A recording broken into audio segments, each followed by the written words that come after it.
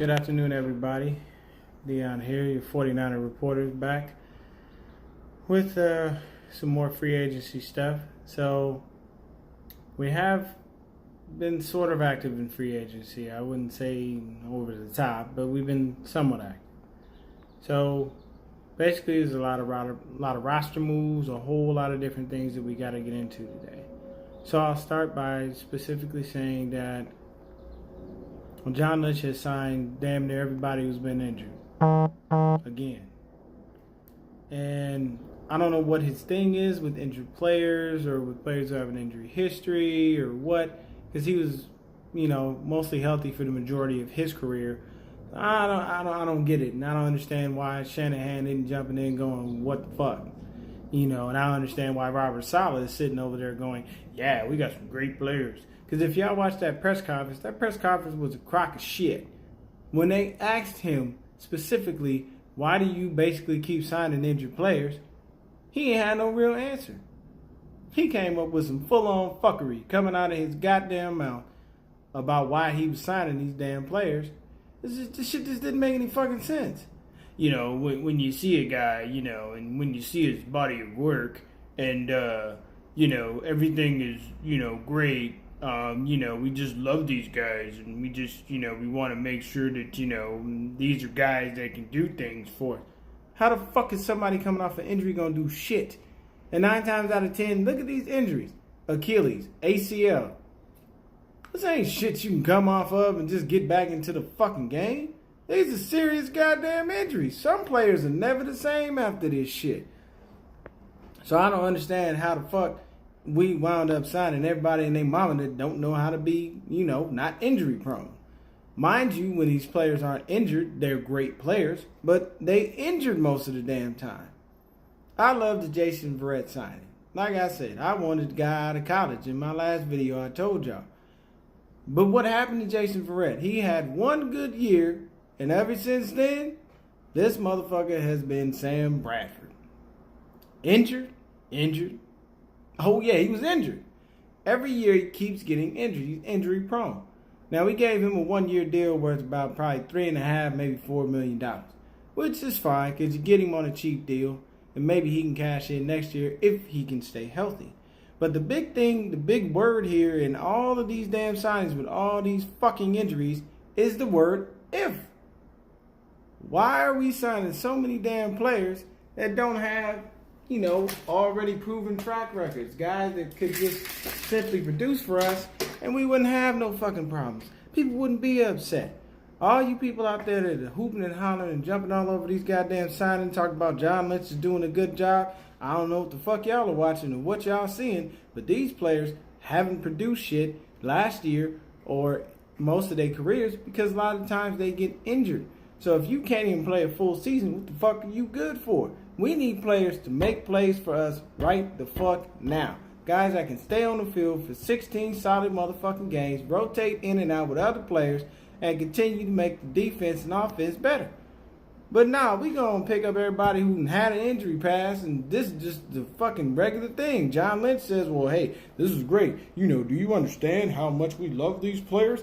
We don't give a fuck about Love. Love ain't paying shit at the end of the goddamn day. And Love sure as fuck ain't gonna help your ass on the goddamn field when somebody come and take your motherfucking head off. I'm sorry, y'all. Let me apologize. And I got a little, upset there.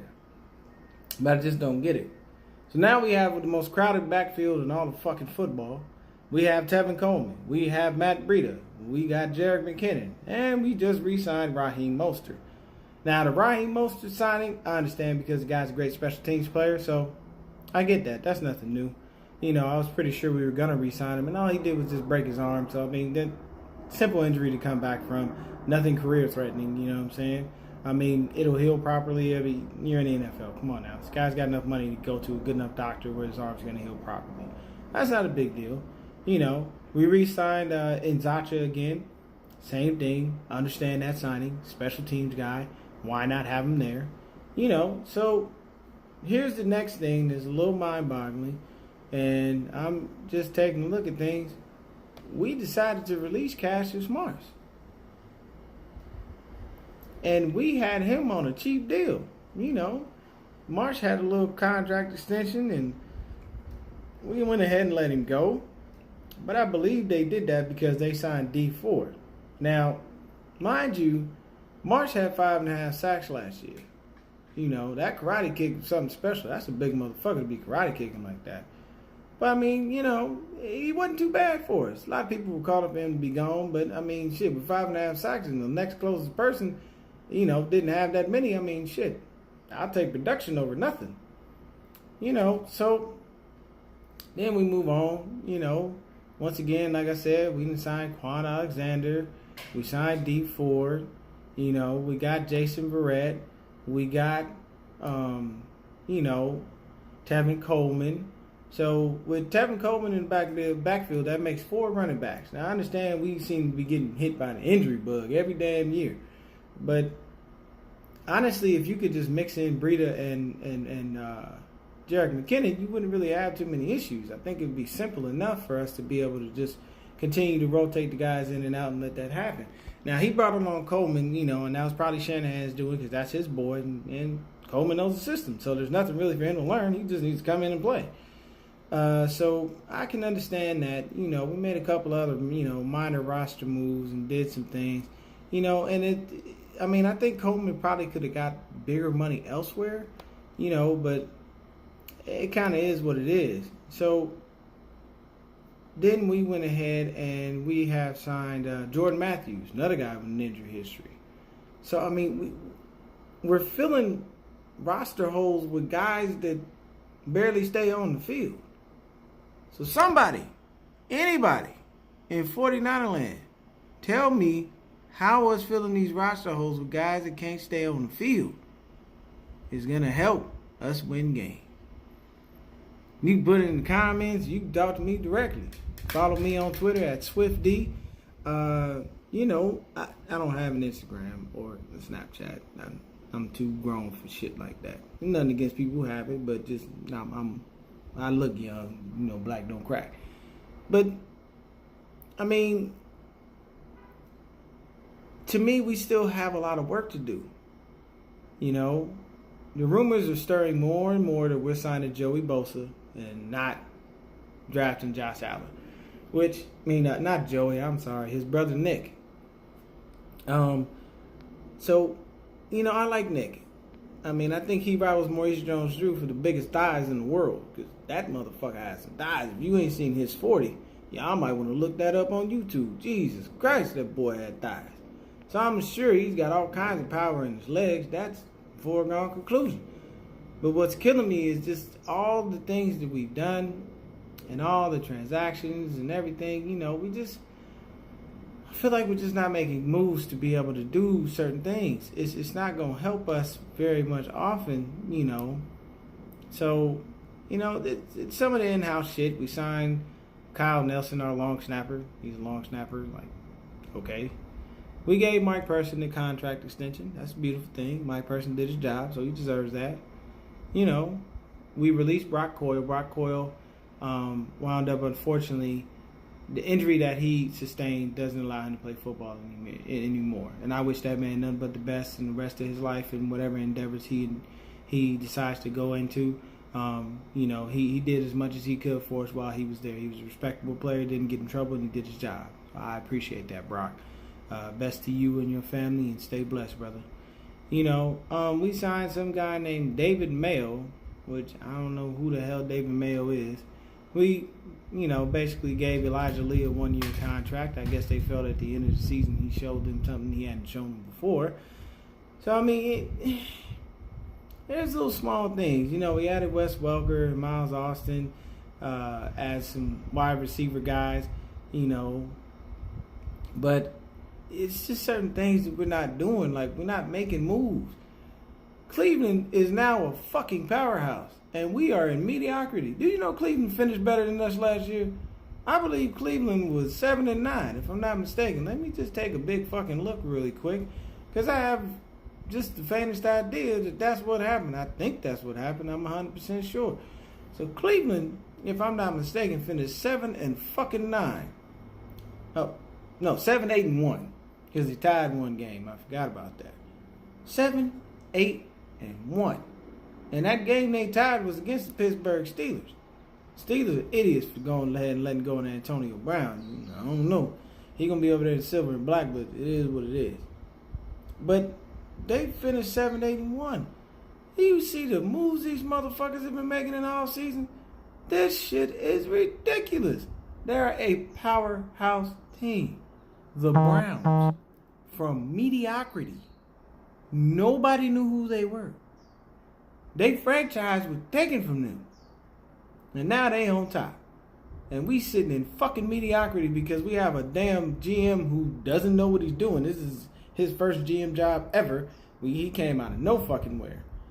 At this point, I'd rather, see if we could trade, our first and second round draft picks for John Dorsey. And swap GMs and let him go the fuck over there to Cleveland and we can take him. At least John Dorsey know what he's doing. They turned into a damn Super Bowl contender over fucking night. Just from free agency. So to me, it's about making roster moves and drafting and doing things that are going to be impactful and helping your team win. This is not going to help us win. I'm really hoping that this season goes a lot better. We have to make the playoffs. If we don't make the playoffs, then this whole signing of everybody was a sham. And I can tell you right now, they are not going to get rid of Kyle Shanahan. They're going to get rid of John Lynch. Because the whole point of pairing them two together for 6 years was to give them 6 years for us to start progressing. Now 6-10 should have turned in from 6-10 to a bare minimum 8-8 or 10-6.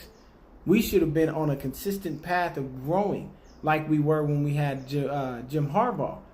Harbaugh took us on a path of growing. Harbaugh only had one losing season, and that was his last year. He bolted, left, went for Michigan, and that was it. But we were on an upward trend, and we were doing well. And who the fuck was our defensive coordinator? Vic Fangio. Vic Fangio run that 3-4, and it was great. I can't harp on the past and expect us to go back to it.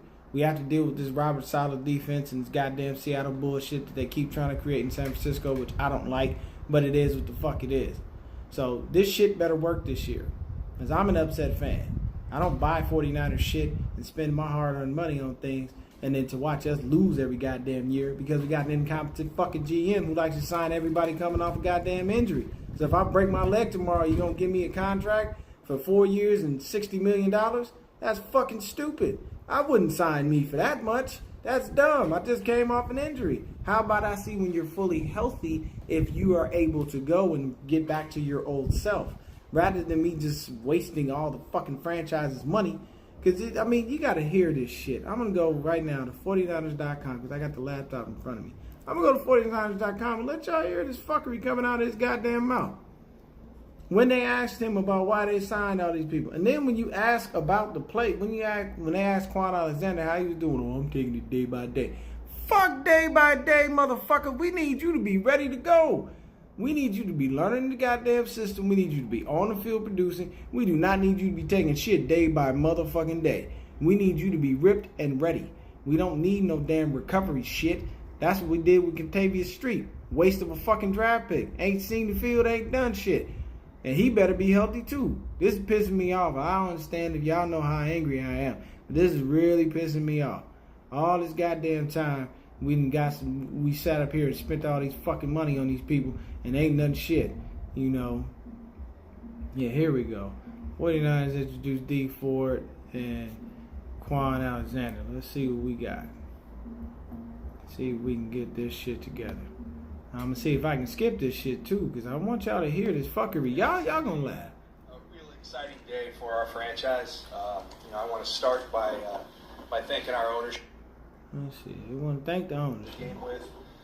They're dynamic players, and we got better by signing these guys. We're thrilled to have them here, and unless Kyle has something to say, we'll start off with questions. Good, man. All right. Okay. First part of that video. They're dynamic players, and we're happy to have them. One was injured most of last year, and the other just decided to know how to start rushing the fucking passer. You see? God damn, I'm going to have to do another video. Y'all stay blessed. Stay